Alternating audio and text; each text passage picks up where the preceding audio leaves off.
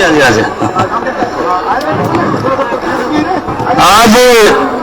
हमारे बीच में उत्तर प्रदेश में मंत्री माननीय नरेंद्र कुमार कश्यप जी पहुंचे हैं। जोरदार तालियां जाकर के स्वागत करें। रुको यार कोई बात नहीं, कोई बचो।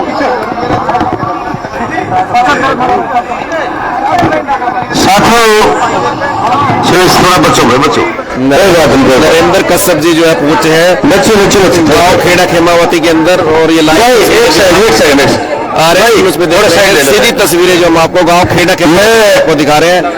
आप सब ज्यादा समय न रहते हुए कश्यप यहाँ पे पहुंचे हैं। एक बार फिर प्रार्थना करूंगा हमारे माननीय मंत्री नरेंद्र कुमार कश्यप जी, उनके लिए एक बार फिर जोरदार तालियां जाकर के स्वागत करेंगे। हमारे बीच में भारतीय जनता पार्टी सफेदगढ़ विधानसभा के प्रत्याशी श्री राम कुमार गौतम जी, उनके लिए भी जोरदार तालियां जाकर के स्वागत करेंगे। माननीय कलीराम पटवारी जी और कश्यप समाज के प्रधान रामफल कश्यप जी, धनपत दास जी और हमारे चेयरमैन शरण गर्ग जी और मलिक साहब, बलवंत पंचाल जी, सबका मैं धन्यवाद करता हूं। और मंत्री जी सभी ने बोलना था लेकिन आपके पास समय नहीं है। मैं सीधा प्रार्थना करूंगा हमारे आदरणीय श्री राम कुमार गौतम जी से, जो कि प्रत्याशी है।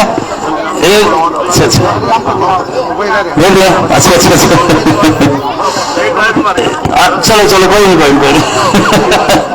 हम प्रार्थना करूंगा श्री कलीराम पटवारी जी एक्स MLA आए और अपनी बात रखें। जोरदार तालियां जाकर के स्वागत करें। ना मेरे से थोड़ा समय काम भैया बैठ जाइए, साथी का बैठ जाओ, बीच वाले जो पीछे आदमी बैठे ना और एक साइड में बैठ जाओ, पीछे बैठ जाओ। बहुत ही सम्मानित बीजेपी पार्टी के वरिष्ठ नेता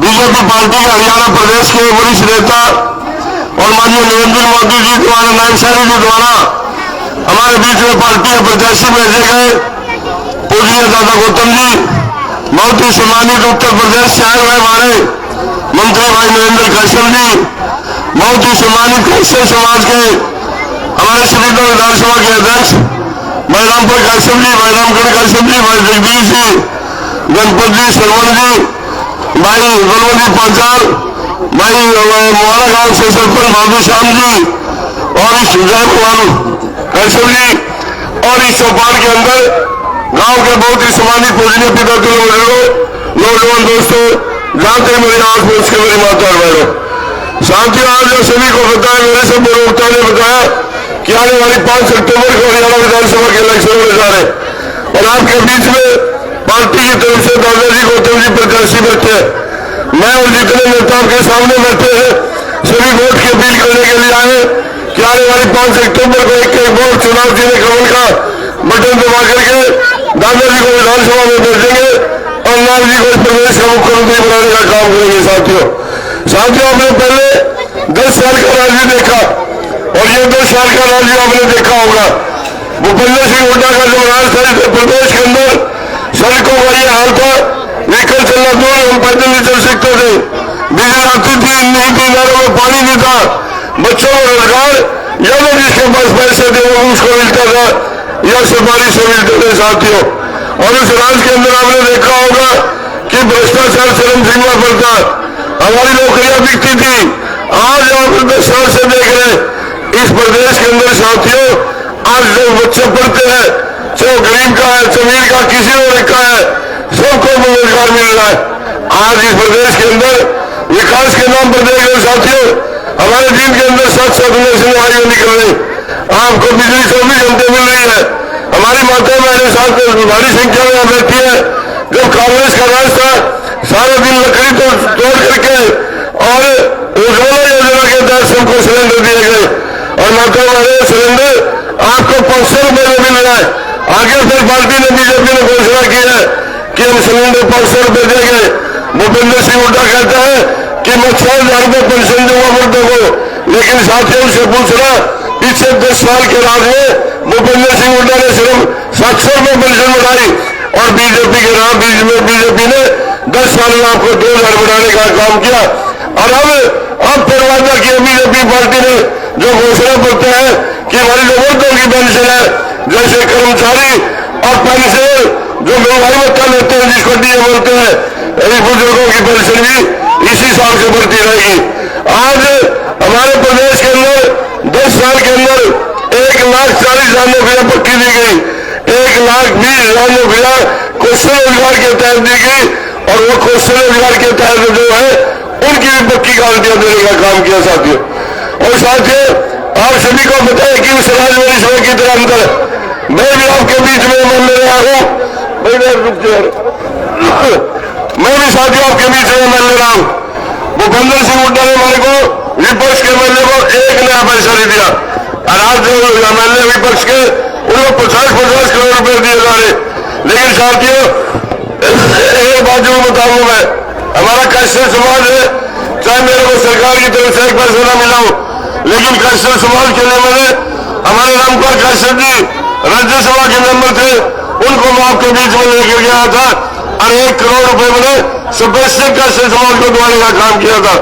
इसलिए साथियों, मैं तो हाथ जोड़ के आपसे अपील करता हूँ कि आप भारी संख्या में जो दादाजी आपके सामने बैठे हैं, इनको विधानसभा भेजने का काम करेंगे।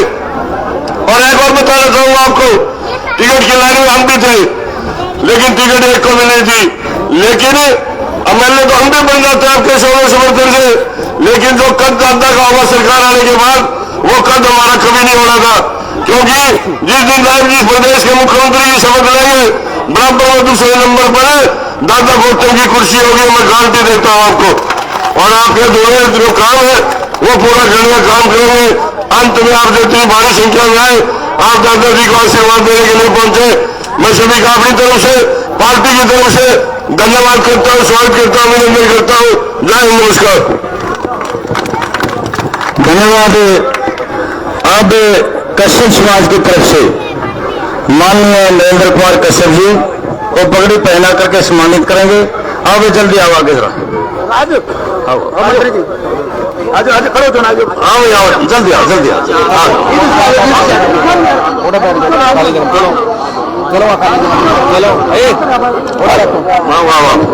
भाई जोरदार तालियां बजा करके स्वागत करो।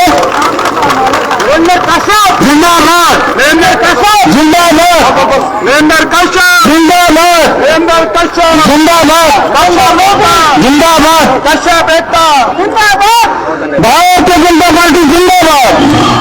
उत्तर प्रदेश से नरेंद्र कश्यप जो मंत्री हैं यहाँ पहुंचे हैं, उनको आप पगड़ी रामती जी मान सम्मान यहाँ पे किया जाता है और सभी आकर के नरेंद्र कश्यप जी को सम्मानित करें, गीता दे करके जोरदार तालियां बजा करके स्वागत करेंगे। सम्मानित यहाँ पे किया जा रहा है। जोरदार तालियां बजा करके स्वागत करें। उत्तर प्रदेश में मंत्री हैं, जब आगे थोड़ी तालियां कौन है, बिना जल्दी। हाँ ये धन्यवाद, धन्यवाद।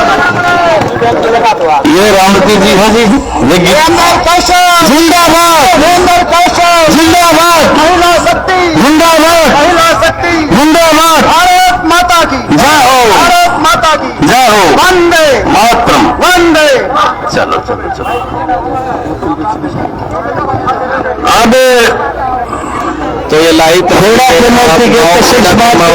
आप देख रहे हैं उत्तर प्रदेश में जो मंत्री है कश्यप, यहाँ पे दादा राम कुमार गौतम को अपील करने के लिए पहुंचे गांव खेड़ा खेमावती में। और ये लाइव तस्वीरें जो है गांव खेड़ा खेमावती से जो आपको दिखा रहे हैं। और दादा राम कुमार गौतम को आज जो है कश्यप समाज का भारी समर्थन अपना स्थान ग्रहण कर ले। और ये लाइव तस्वीरें जो है गांव खेड़ा खेमावती से देख रहे हैं। मैं सभी साथियों से प्रार्थना है कि अपना स्थान ग्रहण करें। अब कश्यप समाज खेड़ा खेमावती की तरफ से, पूरे गांव की तरफ से 120 किलो लड्डू के साथ दादा गौतम जी का तोला जाएगा। प्लीज आप एक बार तराजू के ऊपर आए, प्लीज प्लीज प्लीज। इसलिए जी रखा जी 8 लगा लो, ये लड्डू लाओ, थोड़ा लड्डू लड्डू लाओ, लड्डू लाओ, हम लाओ, यहाँ 8 लगवा लो। बैठ जाओ बैठ जाओ बैठ जाओ तुम बैठ जाओ बैठ जाओ। तो जोरदार तालियां बजाकर के स्वागत करो। भारतीय जनता पार्टी जिंदाबाद। अब मैं प्रार्थना करूंगा दादा राम कुमार हमारे आदरणीय लड्डुओं से यहाँ पे प्रत्याशी है माननीय राम कुमार गौतम जी से समाज वाली बात रखी। जोरदार तालियां बजाकर के स्वागत करें।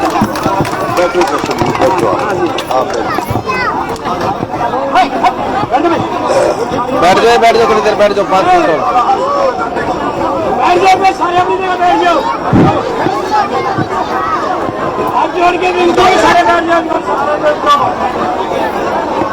तो ये लाइव तस्वीरें आप गांव खेड़ा खेमावती से देख रहे हैं। मैं आपको एक बार फिर रिपीट कर दूं, राम कुमार गौतम जो कि बीजेपी प्रत्याशी है सफीदा विधानसभा से, आज के हमारे खेमावती में कश्यप समाज ने जो उनको एक तरफा समर्थन दिया है, जिसमें मुख्य अतिथि के तौर पर इसके नरेंद्र कश्यप जो वो भी यहाँ पे हमारे मौजूद मेहमान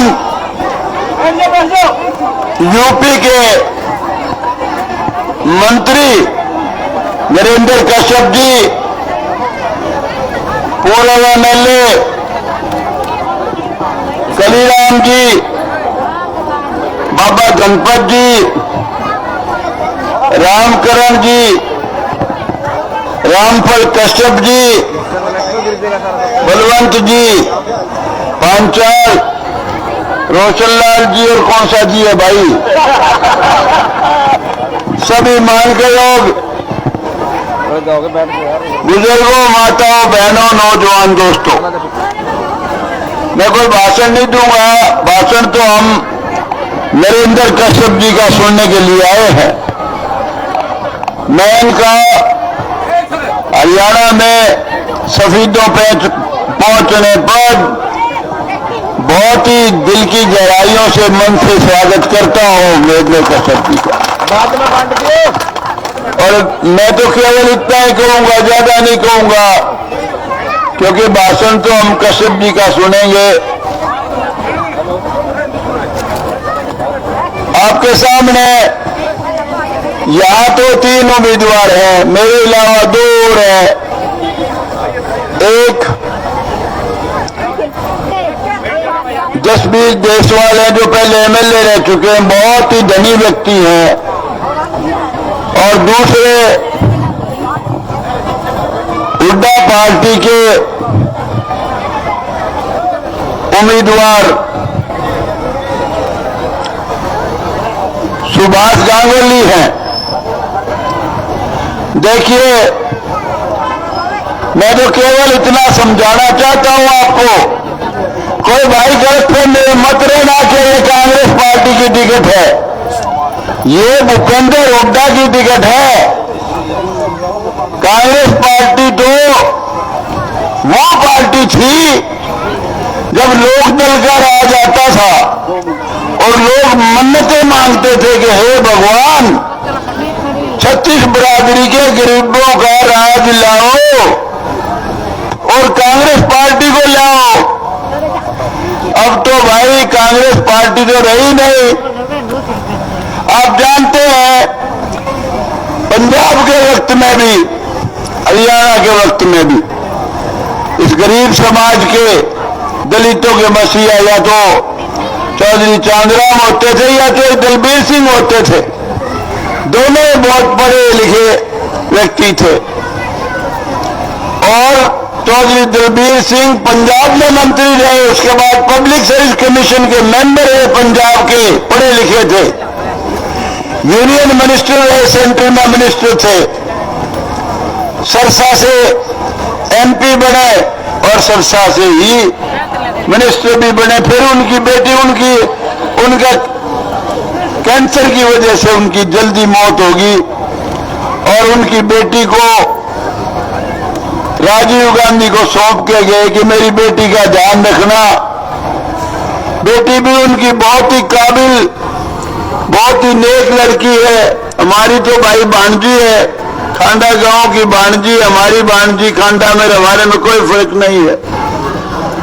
तो वो लड़की सरसा से एमपी बनी, अंबाला से एमपी बनी और बाद में यूनियन मिनिस्टर बनी। वो एमपी का चुनाव नहीं लड़ना चाहती थी, वो एमएलए का चुनाव लड़ना चाहती थी, मुख्यमंत्री बनना चाहती थी, उसका हक भी था, अधिकार भी था। लेकिन हुड्डा साहब ने उकलाना से उसकी टिकट काट दी, उसको लड़ने नहीं दिया। और नानोद गांव में डॉक्टर अजय चौधरी 4 बार मिनिस्टर रहे, उसके पिताजी 4 बार एमएलए बने, 3 बार मिनिस्टर रहे, बहुत पावरफुल मिनिस्टर थे वो उस जमाने के। उनका बेटा डॉक्टर अजय चौधरी उसके सिर पे हाथ रख के लोगों से अपील करके गई है, मेरा छोटा भाई है, इसका ख्याल रखना, इसको एमएलए बना देना। पिछली बार आपने हरा दिया था 2005 में, अब की बार लाना देने भी आई हूं और आप लोगों से वोट की अपील करने आई हूं। उसकी भी टिकट काट दी। सारी टिकटें भूपेंद्र हुड्डा ने ही बांटी है। कोई इक्का दुक्का कोई अपने बेटे की ले आया, कोई मालदार माल दे के ले आया। भाई आप भूपेंद्र हुड्डा का राज देख चुके हो, पौने 10 साल। ईमानदारी से बताओ, इस इलाके का अगर कोई, मैं सारे गांव में पूछा है, इस कॉन्स्टिट्यूएंसी में कोई इक्का दुक्का बच्चा लगा हो तो बात अलग है, कोई बच्चा नहीं लगा यहां से। और लगा होगा जो किसी का जुगाड़ बिठा के या कुछ ले दे के लगा होगा। हमने हर गांव में पूछा है और इस राज में भी हर गांव में पूछा है। 10 साल की मनोहर लाल खट्टर की सरकार और नायब सैनी की सरकार 6 महीने की। कोई कहता जी 70 लगे। ये जो गांव है आपका जहां इस वक्त बैठे हैं खेड़ा खेमावती, इसमें 70 बच्चे लगे। पहले कहते एक भी नहीं लगा जी। हर गांव में यही हाल था। डेवलपमेंट भी रोहतक के आसपास हुई, सड़क रोहतक से शुरू हुई तो दूसरे जिले में जाते ही खत्म होगी। तो ऐसा राज, कौन सा राज चाहते हो आप? 2 चीफ मिनिस्टर के उम्मीदवार हैं, एक भूपेंद्र हुड्डा है जिसका 10 साल का कार्यकाल आप देख चुके हो,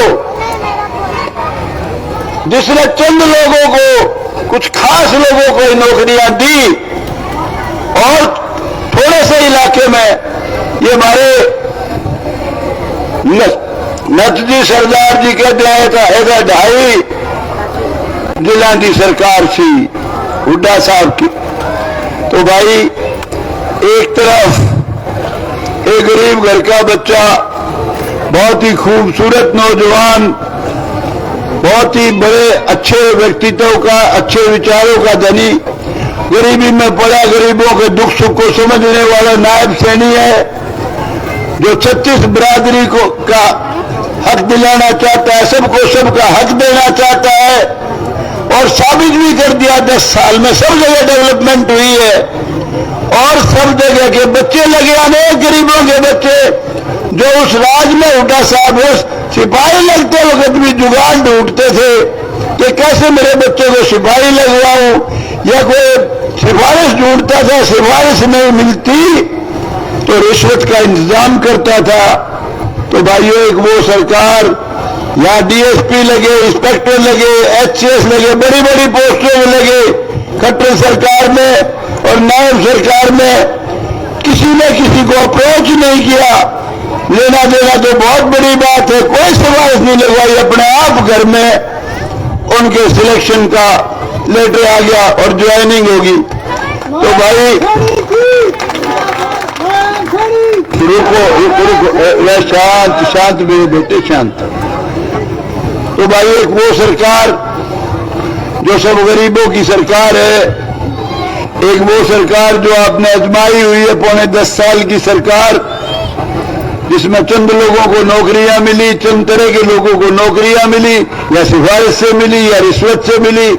एक तरफ वो सरकार जिसमें गरीब घरों में नौकरियां आई, अपने आप आई, बड़ी बड़ी नौकरियां आई, डीएसपी लगे, बड़े बड़ी नौकरियां लगी और भाई सब जगह काम हुए। मैं जगह जगह देख के आया हूं। सारी चौपालें कब बनी थी?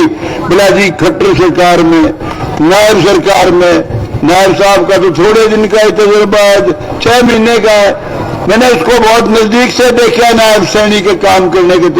अगर 7 बजे उठ जाता है तो उठ के पूछता है मेरे घर कहीं आया हुआ तो नहीं है कोई सीएम रेजिडेंस में? कहते हैं जी 50 आदमी आए हुए, चलो पहले उनको मिलूंगा। रात के 2-2 बजे तक लोगों से मिलता है। बहुत ही नेक इंसान है भाई, इसलिए गलती मत करना। दूसरी बात, अगर आप यहां बीजेपी सरकार बनाओगे, नायब सैनी मुख्यमंत्री बनेगा और ताकत और ऊर्जा नरेंद्र मोदी को मिलेगी। नरेंद्र मोदी इस देश में फरिश्ता बन के आया है भाई।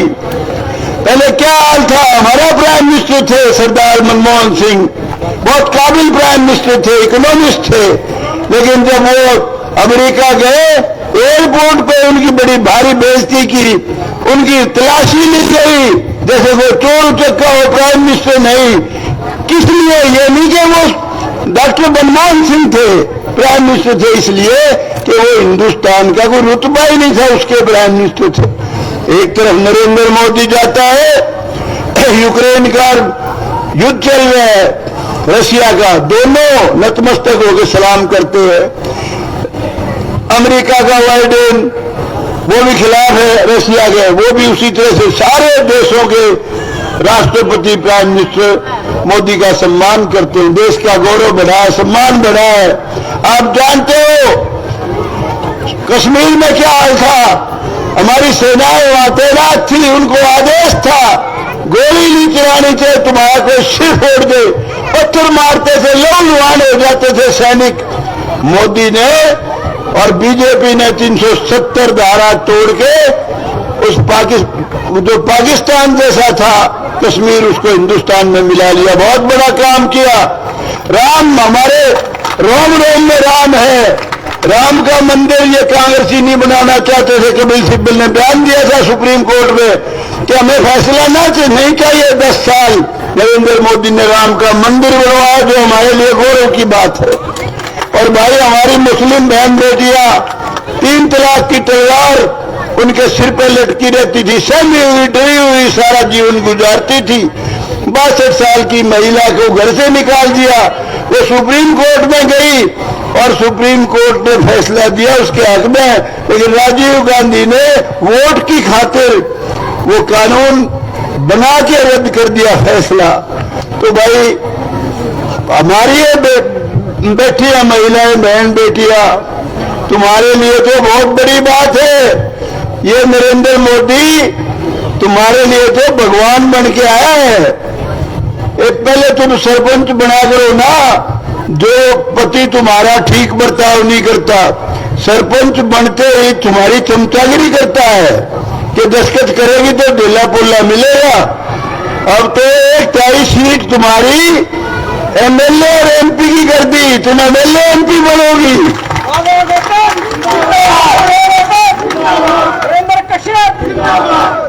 और घोषणा पत्र में है, हरियाणा के नायब सैनी के घोषणा पत्र में 2100 रुपए हर महिला को मिलेंगे।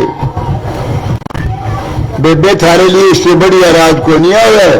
अगर थारा कोई घराड़ा कोई दारू पीऊ पी के अटमट करे, उसके 2 मारियो रे अपने कान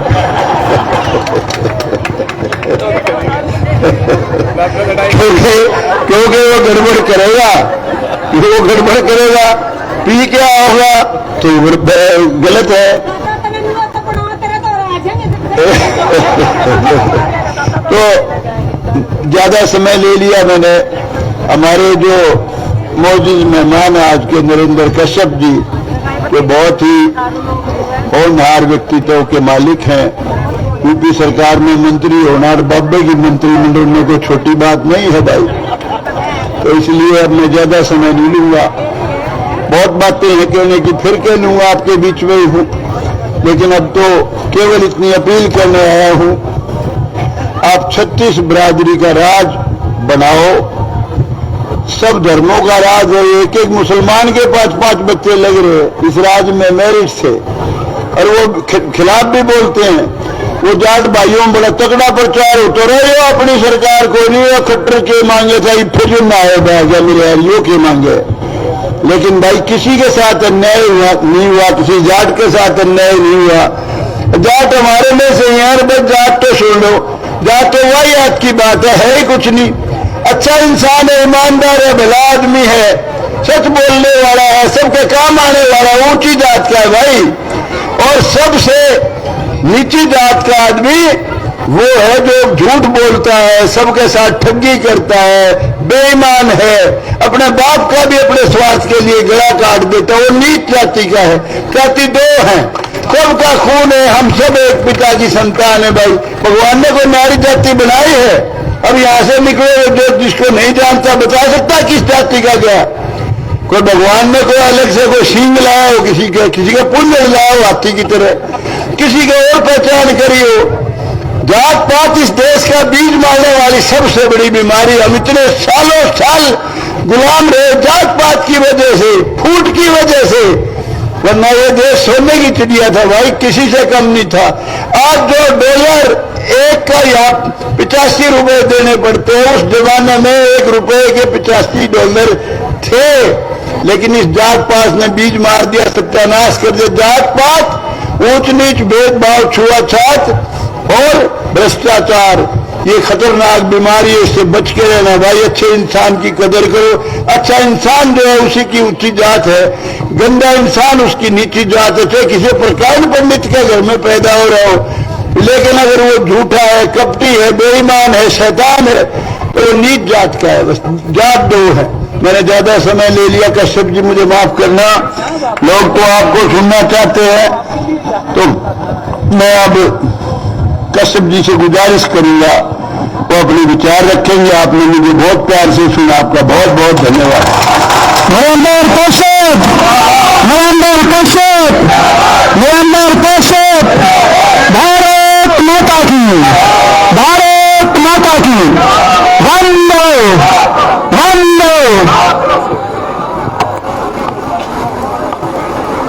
आज की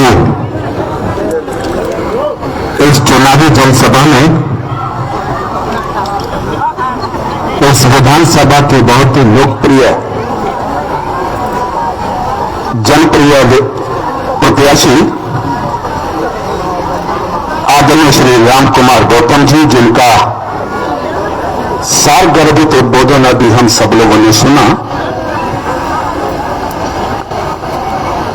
मंचासीन श्री शमशेर सिंह जी सैनी, आदरणीय श्री बीरा सिंह जी, नंबर श्री बलवंत सिंह पांचाल जी, श्री संत गणपत दास जी, श्री श्रवण गर्ग जी, श्री कलीराम पटवारी जी, मास्टर रघुवीर कश्यप जी, रामकरण कश्यप जी, रणबीर कश्यप जी, और आज मंच का संचालन कर रहे मेरे पुराने मित्र भाई जगदीश कश्यप जी, भाई पवन जी, रामपाल जी, श्री फूल सिंह जी, राजेंद्र जी, सुभाष जी, सुरेश जी, राजीव जी, नीरज जी, राजेश शर्मा जी, विजय शर्मा जी, और भी हम सबके समतुल्य मंच पर विराजमान भारतीय जनता पार्टी के ज्येष्ठ और श्रेष्ठ नेता, मंच के सम्मुख पूरी विधानसभा से बड़ी संख्या में आज उपस्थित हुए हमारे सम्मान और आदर के योग सभी बुजुर्ग, नौजवान साथी, और मुझे हरियाणा की सभा में पुरुषों से अधिक हमारी महिला मातृ शक्ति की यहां उपस्थिति लग रही है। मैं बहनों को बहुत बधाई शुभकामनाएं देता हूं, और आप सबका हृदय से अभिनंदन करता हूं कि आपने लंबे समय प्रतीक्षा की। मुझे ही आने में विलंब हुआ, क्षमा प्रार्थी हूं और उम्मीद करता हूं कि आप सब मुझे क्षमा करेंगे और हरियाणा प्रदेश में एक नया इतिहास लिखने के लिए, हरियाणा प्रदेश में एक नई राजनीति का अध्याय बनाने के लिए आप सबका भरपूर आशीर्वाद, आप सबका भरपूर समर्थन आदरणीय श्री राम कुमार गौतम जी को अवश्य मिलेगा। यह उम्मीद और आशा लेकर मैं आपके बीच में उपस्थित हूं। भारतीय जनता पार्टी ने देश की राजनीति में नए इतिहास की सर्जना की है। 62 सालों के बाद हिंदुस्तान में पहली बार हुआ है कि लगातार तीसरी बार प्रचंड बहुमत के साथ देश की सत्ता में रहकर राष्ट्र की सेवा करने का सौभाग्य अगर किसी नेता को हिंदुस्तान में मिला है तो नरेंद्र मोदी जी को मिला।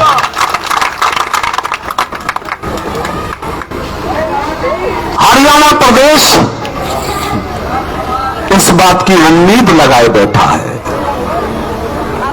हरियाणा प्रदेश की जनता की उम्मीदें हैं भारतीय जनता पार्टी से, और हरियाणा प्रदेश भी हरियाणा की राजनीति में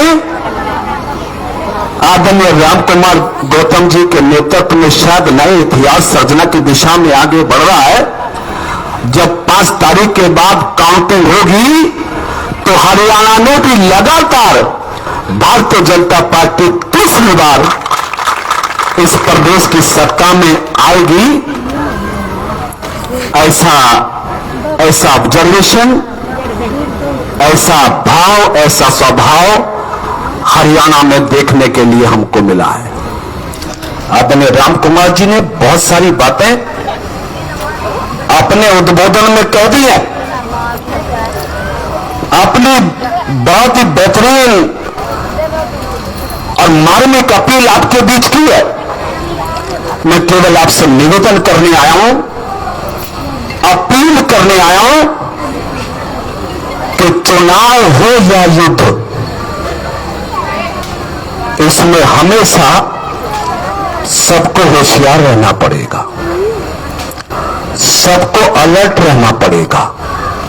कांग्रेस पार्टी साजिश और षड्यंत्र करने वाली पार्टी है। कांग्रेस पार्टी परिवारवाद के आधार पर देश के लोकतंत्र को गुलाम बनाकर रखने वाली पार्टी है। कांग्रेस पार्टी भ्रष्टाचार के माध्यम से देश और हरियाणा प्रदेश को लूटकर खोखला करने वाली पार्टी है। ये कांग्रेस पार्टी के लोग कब क्या कह दें, कब क्या षड्यंत्र कर दें, इससे हमारे सभी भाइयों को होशियार। देखा था लोकसभा के चुनाव में, लोकसभा के चुनाव में इतनी गठबंधन के लोगों ने प्रधानमंत्री नरेंद्र मोदी जी पर आरोप लगा दिया कि भारतीय जनता पार्टी 400 सीट जीतकर देश का संविधान बदलना चाहती है। कांग्रेस पार्टी ने प्रधानमंत्री पर आरोप लगा दिया कि भारतीय जनता पार्टी 400 सीट जीतकर देश के आरक्षण को समाप्त करना चाहती है। संविधान को बदलने का षड्यंत्र, आरक्षण को, पिछड़ों के आरक्षण को समाप्त करने का षड्यंत्र रचते हुए कांग्रेस पार्टी ने पूरे देश में दुष्प्रचार करने की कोशिश की। भाई बहनों, हमारे बहुत सारे लोग उसके जाल में फंस गए। कुछ लोगों ने भरोसा कर लिया और अपना वोट डाइवर्ट कर दिया, जिसके कारण हम ये लोकसभा का चुनाव भी हारे। भाई सोचना पड़ेगा कि कांग्रेस पार्टी इस प्रधानमंत्री पर आरोप लगाती है, जिस प्रधानमंत्री ने मेंबर पार्लियामेंट बनने के बाद जब पहली बार संसद की चौखट पर जाते तो सर झुका के संसद को जो प्रणाम करता वो प्रधानमंत्री क्या संविधान को बदलने का काम करेगा? जिस प्रधानमंत्री ने भारत के संविधान को सर पे रख के उसका सम्मान बढ़ाने का काम किया, क्या वो प्रधानमंत्री भारत में आरक्षण समाप्त करने की बात करेगा? नहीं करेगा ना, नहीं करेगा, क्योंकि प्रधानमंत्री ने संकल्पित होकर भारत के लोकतंत्र, भारत की राजनीति में नया अध्याय लिखे हैं। 2047 तक हिंदुस्तान को विकसित राष्ट्र के रूप में स्थापित करना प्रधानमंत्री जी का संकल्प है, प्रधानमंत्री जी की इच्छा है। जो प्रधानमंत्री हिंदुस्तान को 2047 तक विकसित राष्ट्र बनाना चाहता हो, जो प्रधानमंत्री जी भारत की माता के गौरव को बढ़ाने के लिए बिना रुके बिना थके अपने जीवन की यात्रा को आगे बढ़ाता हो, उस प्रधानमंत्री पर कोई आरोप लगाए तो आपके खड़ा होकर उसको जवाब देना चाहिए, उनको बताना चाहिए और कांग्रेसियों को आईना दिखाना चाहिए कि हो जाए कुछ भी, लेकिन प्रधानमंत्री नरेंद्र मोदी जी हरियाणा में भारतीय जनता पार्टी और नायब सैनिक का साथ नहीं छोड़ेंगे, जो मर्जी हो जाए। भाई बहनों, कोई कल्पना करता था कि गरीब परिवार में, एक सैनिक परिवार में जन्मा हुआ कोई व्यक्ति हरियाणा प्रदेश का मुख्यमंत्री बनेगा? भारतीय जनता पार्टी का सिद्धांत सबके साथ और सबके विकास का है। भारतीय जनता पार्टी का मूल्य, भारतीय जनता पार्टी के आदर्श वासुदेव कुटुंबकम का है, सबके कल्याण का है, अंत हृदय के माध्यम से अंतिम पंक्ति में बैठे हुए व्यक्ति के कल्याण का है। जो भारतीय जनता पार्टी अंत हृदय की बात करती है, जो भारतीय जनता पार्टी विश्व के कल्याण की कल्पना करती है, जो भारतीय जनता पार्टी भारत को 2047 तक विकसित राष्ट्र बनाना चाहती है, जो भारतीय जनता पार्टी हरियाणा में हरियाणा के हर भाई बहन को सम्मान से जीवन देने का मौका देना चाहती है, भाई बहनों, उस पार्टी को आपको सींचना पड़ेगा। उस पार्टी के प्रत्याशी राम कुमार गौतम जी को ऐतिहासिक वोटों से आपको जिताना पड़ेगा।